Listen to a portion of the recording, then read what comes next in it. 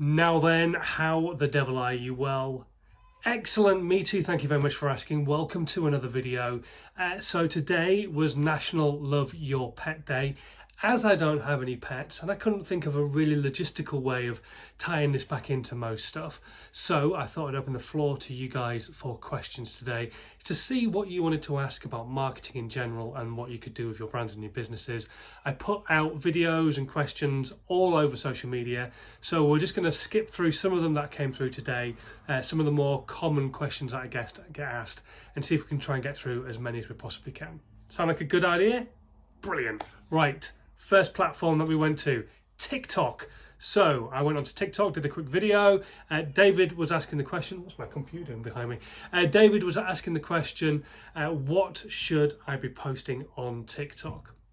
So personally, I think you should be posting content that is relevant to you. So it depends on what your business is. I need a little bit more information, really, David, but generally just post content that you feel you would get value from on TikTok, because obviously TikTok is a brilliant platform. It's aging up really, really quickly, but make content that is relevant to you, that would be relevant to the audience that are also there as well. So it's aging up quickly, so maybe make content that's slightly older, but make it fun, make it energetic, make it something that you're going to really enjoy making, but make it about what your specialist subject is. So whatever your specialism is, make sure the content is about that particular subject matter and just start building an audience that way.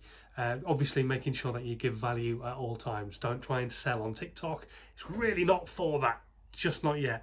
The advertising part of it, potential is definitely there, but right now don't you dare sell. Just give value on TikTok. But it's a great platform, and like I say, aging up very, very quickly. And you can make content really quickly for it as well, so that's cool. On Twitter, Adam asked, or basically Adam is a voiceover and wants to grow his brand, but how can he do it? So again, TikTok is a great place of doing this. There's a lot of voiceovers that go onto TikTok and show examples of how they can do different voices and all that kind of stuff. Or you could get your show reel and you can put it out onto lots of different social media channels. But it's about getting yourself out there really and actually showing people what you're capable of doing.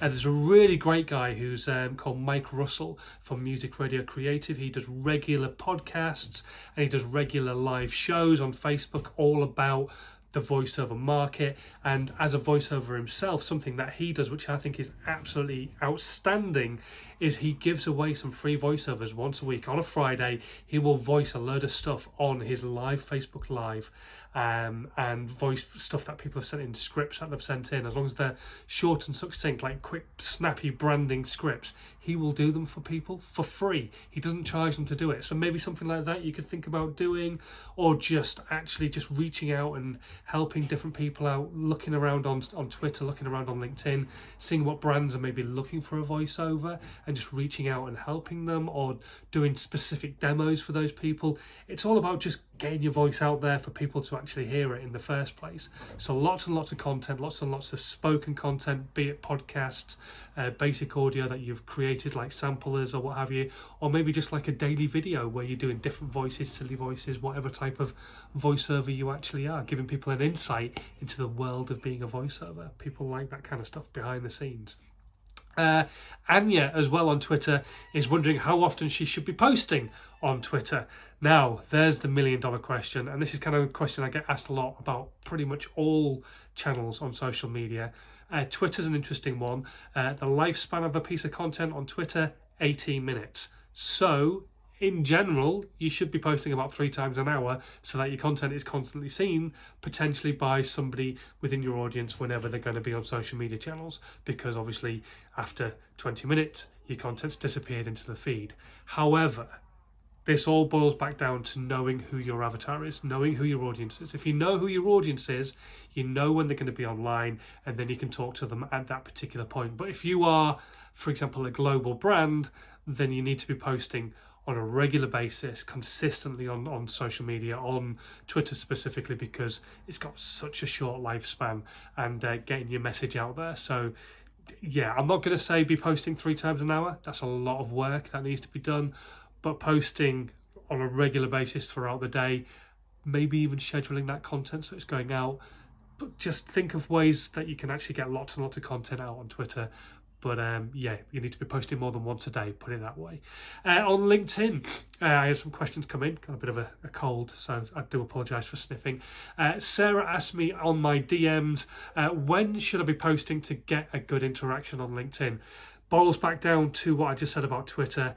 Know your avatar. If you don't know who your ideal customer is, then you won't know who they are, you won't know how to make the content specific to them, and you won't know when to be posting because you won't know when they're going to be online. So then you're kind of like, oh well, I'm just second guessing and just posting at different times all the time.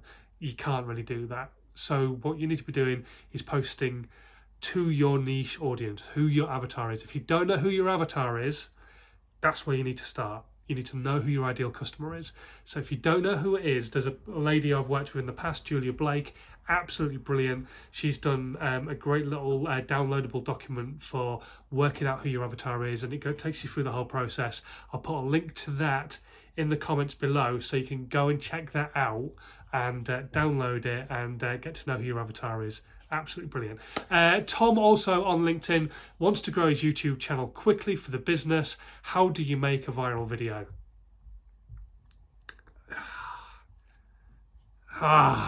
Tom, there is no magic answer to making a viral video. The best content in the world could get seen by 6 people, and the worst video ever made could get seen by 6 million. There's no real answer to it. All you've got to do is make sure that what you're making is content that you enjoy making, you're giving value rather than trying to get something from the people who are watching it, and potentially making something that people will really enjoy sharing. There are other elements to making viral content, but there is no algorithm, there's no equation for making viral content. Nobody knows how to do it. Even the people who work at the different places, Twitter, Google, for YouTube and places like that, Facebook, they don't know how the algorithm is going to grab a piece of content and what is going to make a human, me or you or your other half or my mum or what have you, share that piece of content with their friends. And that's what you want. You want to make a piece of content that you feel is going to be shareable. So be that something that's really visually inspiring or giving away so much value that people want to actually share it with their other business partners, or potentially just a video that's really interesting and shareable. For example, Katie Neistat years ago, about 5 or 6 years ago, made a video about a first class seat on Qatar Airways, called it the $32,000 seat or something like that, and it was shared to 18 million other people within a week or something ridiculous. That was shareable because it wasn't trying to sell, it was interesting content, people were getting an insight into something that they wouldn't necessarily normally get an insight into, and it was just a really cool piece of content. So think about your content that way on YouTube. Don't try and grow your channel quickly, grow it with content that you know is going to give value, and potentially one of those pieces might actually go viral. You don't know, and your channel might blow up. But if it doesn't blow up, at least the audience that you've got is actually enjoying the content that you're making, you're giving value. Don't try and grow a YouTube channel too quickly, and certainly don't do anything crap like sub for sub or follow for follow. Don't do that on any channel. Okay, we've got 2 more questions. Sarah on Facebook asked me, am I okay to schedule on Facebook using things like Buffer or Hootsuite? Yes and no. So yes, because it makes life a little bit easier and you're able to then schedule for all your social media channels through one particular scheduling software. No, because Facebook don't like you offering people an option to leave the website to go to somebody else's website. When it posts from things like Buffer or Hootsuite, there is a hyperlink put into that post right near the top. You can't miss it, but it's really small, but it's still a hyperlink. And Facebook will actually pick that up and say, well, hang on a minute, that's a hyperlink to an external website. It's not our website. We don't want people clicking it. So we'll then drop your content further down in people's feeds so there's less chance of them seeing it. So if you want to schedule on Facebook, as much as it's a bit of a pain, use their onboard scheduling tool, unless you've done some A/B testing, a little bit of testing, and actually seen that there's not much of a difference in interaction between you using Buffer or Hootsuite, which generally probably means your audience is quite small anyway, so you don't have anything to worry about. But if you've got a larger audience, definitely use the scheduling software on Facebook. It's going to prefer you do it and more than likely push you out to a larger audience. And finally, an anonymous one actually, is it worth spending money to advertise on social media? Talked about this yesterday. Absolutely, but you've got to get your content right, and you've got to be sure that you're talking to somebody who's going to help you get your content right, get the advertising right, get the advertising spend to work for you, and also make sure that it's put in the right place. Talk to an agency who is going to make sure that the content that you're putting out and creating is going to be on the right platforms for you. You might actually really work well with a piece of audio, a radio advert, but actually rather than putting it onto radio, it might be great to go onto Spotify. You might have a great video, but it might be better off being served to people who are watching things like Amazon Fire Stick and actually serving them with that content. Or are you better off having as a pre-roll on YouTube? You've got to think really cleverly about your content when you're actually putting money behind it and actually spending on advertising. So don't just jump in there and hit that boost button on things like Facebook or just randomly do Google AdWords. Get somebody in who knows what they're talking about when it comes to actually putting together ad campaigns on those channels. And not only that, get that person in and also get a content agency in as well, because you need the content to put that ad spend behind. So you need great looking content that can then be advertised. So get the content creation agency in first, then get the person who's going to do the ad spend. Those two people can then work together along with you to make sure that the content that they're creating works for what you're trying to achieve and is working for the platform that it's going to go on. You've got to get it on the right platform and the right type of content. So don't just dive in there and do it yourself unless you really know what you're doing. Okay. That's kind of most of the questions I've got today. If you do have any other questions, as always, leave them in the section below. I'll do my best to answer them another time. But for now, thanks for watching, and I'll see you tomorrow.